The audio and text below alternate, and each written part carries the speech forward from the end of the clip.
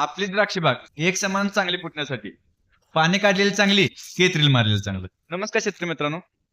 फळ छाटण्याच्या वेळी बरेच शेतकरी आपल्या द्राक्ष बागेची पाणी काढून घेतात कमी थ्रिल मारतात. तर या दोन गोष्टीपैकी आपल्या द्राक्ष बाग फुटण्या दृष्टीनं कोणती गोष्ट महत्वाची ठरते ते ह्या व्हिडिओच्या माध्यमातून सांगण्याचा प्रयत्न करणार आहे. जर तुम्ही तुमच्या द्राक्ष बागेची पाणी काढणार असाल तर पाणी 10 ते 12 दिवस अगोदर काढणं खूप गरजेचं असते.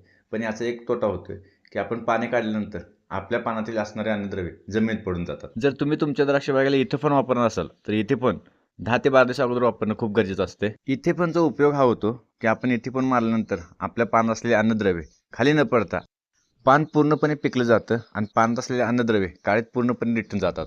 जर तुम्ही बायर कंपनीचं इथेल नावाचं इथेफॉन वापरणार असाल तर 100 लिटर पाण्यासाठी 200 मिली या प्रमाणात वापरायचं आहे. आणि जर दुसऱ्या कंपनीचं वापरणार असाल तर 100 लिटर पाण्यासाठी 300 मिली ते 400 मिली या प्रमाणात वापरू शकता.